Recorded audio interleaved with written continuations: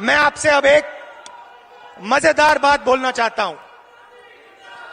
इस बात को आप गहराई से सुनिए, क्योंकि ये आपके भविष्य के लिए बहुत जरूरी बात है। देखिए, हिंदुस्तान की सरकार को 90 अफसर चलाते हैं, कैबिनेट सेक्रेटरी चलाते हैं और secretary to the government of India चलाते हैं।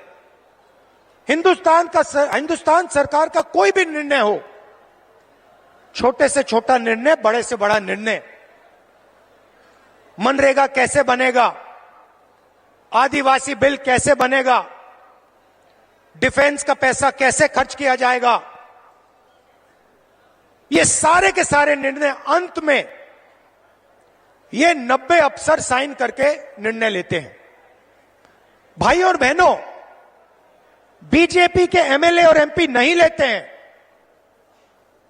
बजट का कैसे प्रयोग किया जाएगा, हिंदुस्तान में जो जीएसटी का पैसा लिया जा रहा है, गरीबों से छीना जा रहा है, वो पैसा कैसे इस्तेमाल होगा, ये 90 अफसर निर्णय लेते हैं।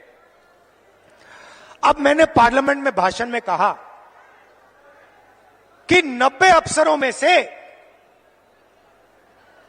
3 अफसर ओबीसी वर्ग के हैं, और मैंने कहा कि भैया ये जो पूरा बजट है, इसमें से सिर्फ 5% बजट ओबीसी अफसर डिसाइड करते हैं। अगर हिंदुस्तान की सरकार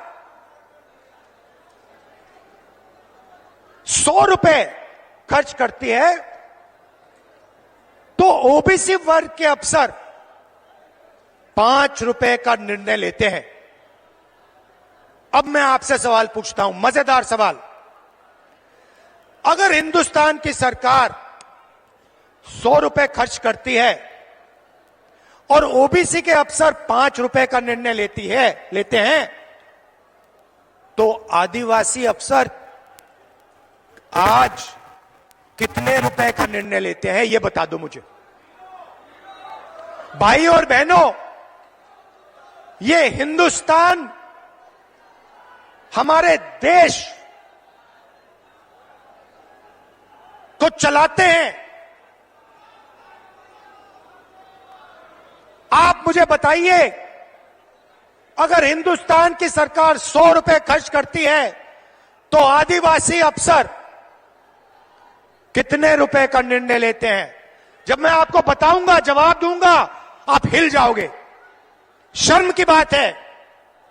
भाई और बहनों, 100 रुपए में से आदिवासी अफसर 5 रुपए का निर्णय नहीं लेते। भाई और बहनों, नहीं, 1 रुपए का भी निर्णय नहीं लेते, 50 पैसे का भी निर्णय नहीं लेते, 25 पैसे का निर्णय नहीं लेते। भाई और बहनों, हिंदुस्तान अगर 100 रुपए खर्च करता है तो आदिवासी अफसर 10 पैसे का निर्णय लेता है। इससे बड़ा आदिवासी वर्ग का अपमान किया जा सकता है क्या? नहीं।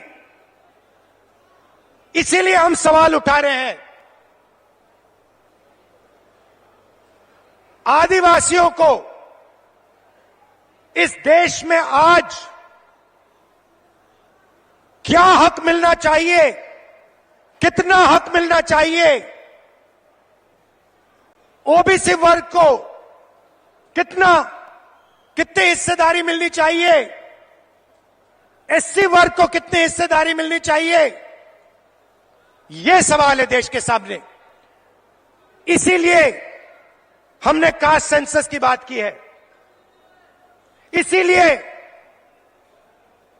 हम कास्ट सेंसस चाहते हैं, जाति जनगणना चाहते हैं, और हम करवा के दिखाएंगे। भाई और बहनों, आप देखिए, पहले नरेंद्र मोदी भाषणों में वनवासी कहते थे, जहां भी जाते थे पहले कहते थे वनवासी। मैंने एक भाषण किया, मैंने कहा नरेंद्र मोदी जी, आप आदिवासियों का अपमान मत करो। आप ये वनवासी शब्द कभी फिर से प्रयोग मत करो। अब आप देखिए नरेंद्र मोदी जी का भाषण देखिए, अब वो वनवासी नहीं कहते, अब वो आदिवासी कहते हैं। मुंह से आदिवासी शब्द निकलता है, दिल में वनवासी शब्द है भाई और बहनों। मुंह से आदिवासी, दिल और दिमाग में वनवासी। हमारी नीयत साफ है,